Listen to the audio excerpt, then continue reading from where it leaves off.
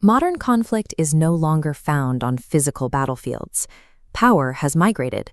Taking territory now means capturing the underlying code and infrastructure of communication itself.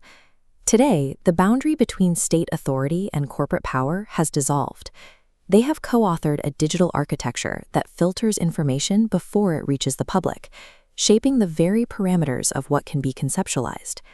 Consider the massive scale of ownership held by figures like Elon Musk. Control over global platforms like X and Starlink means owning not just the message, but the entire information architecture used to perceive it. For an ordinary citizen or a marginalized group, challenging this infrastructure head-on is a mathematical impossibility. You cannot outbuild a billionaire satellite network, and you cannot outfinance an algorithmic monopoly. Because the hardware is entirely owned by the monolith, any viable counter-strategy must abandon the hardware altogether. The only remaining target is the software of the human mind. Long before the internet reached its current form, the Italian philosopher and semiotician Umberto Eco mapped out a strategy for this informational imbalance. He simply called it Semiological Guerrilla Warfare. Eco understood that attacking the broadcast tower is useless. Instead, resistance must occur at the point of reception. You subvert the power of the signal by weaponizing how the audience decodes it. By prioritizing the interpretation over the transmission, decentralized nodes can functionally neutralize the outputs of billion-dollar media empires. The message is no longer a command. It's raw material for a counterargument. To understand how this monopoly formed, we look back to the 1980s. Economic deregulation swept the communications market, dismantling state intervention in broadcasting. Public broadcasting models across Western Europe were replaced by a transnational system designed to maximize market dominance and advertising revenue. This era triggered massive corporate mergers. Control over what the public reads, sees, and hears was centralized into a handful of boardrooms. This consolidation enabled what scholars term electronic colonialism. Advanced nations used the doctrine of the free flow of information to export their cultural and ideological frameworks into developing countries. The result was a strict top-down hierarchy. A few multinational cartels established a one-way flow of information, effectively colonizing the global media landscape. Today, that corporate consolidation has evolved. It is no longer restricted to owning the television channel. It is strict algorithmic control over the digital architecture we use to interact. But the monolithic strategy relies on a flawed assumption that controlling the distribution of a sign guarantees control over its meaning. Eco identified the vulnerability. Successful transmission does not guarantee intended reception. He introduced the active reader. A message is only finalized when the audience decodes it, running it through their own cultural dictionary. This is the operational core of semiotics.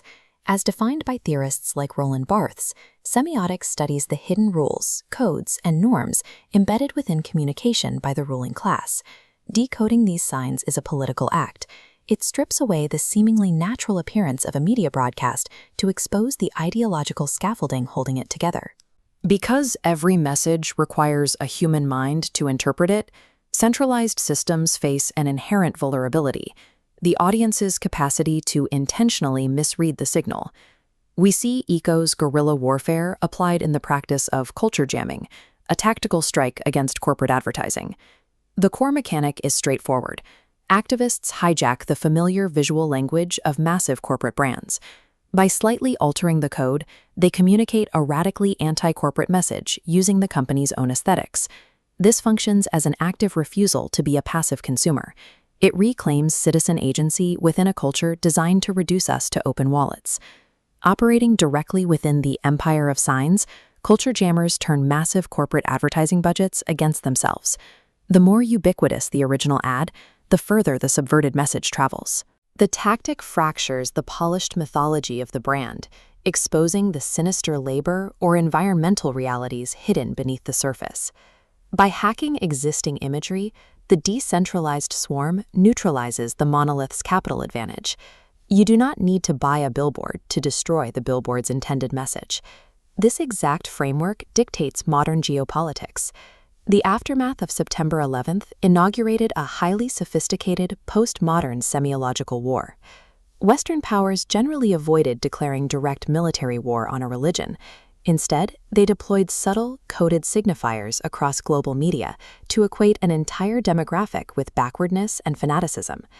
These carefully curated images and news narratives bypassed rational debate. They embedded themselves into the subconscious of the global public, shaping perception through repetition. But targeted populations developed a counterstrike. Utilizing whisper networks and decentralized communication channels, they systematically decoded and dismantled these hegemonic narratives. Viral mimicry and internet memes act as tactical defense mechanisms. They spread counterinterpretations horizontally, moving faster than centralized media structures can contain them. In modern geopolitics, reality is not shaped merely by the payload of a missile or the text of a policy. It is determined by whoever successfully controls the semiotic framing of the conflict. This structural difference defines the information war. The monolith is rigid, relying on massive capital and a passive audience. Against complex, localized resistance, it shatters. The swarm adapts. It intercepts the signal, mutates the code, and redirects it across viral networks, disassembling the narrative. This highlights the core strategic truth of asymmetric semiotic warfare. It requires zero capital infrastructure. It relies entirely on cognitive awareness and organized reinterpretation by the audience. You cannot outspend an algorithmic monopoly, but if you control the context of a sign, you control the reality of the audience. The era of fighting for control over physical broadcast towers is over. While the anxiety over who owns the algorithmic platforms is valid, focusing solely on the hardware misses the deeper battlefield. True power does not reside in the machinery of transmission. It resides in the minds of the people receiving the signal. In the empire of signs, as long as human interpretation remains an unpredictable process, Umberto Eco's Semiological Guerrilla Warfare remains the most potent tool against totalitarian communication.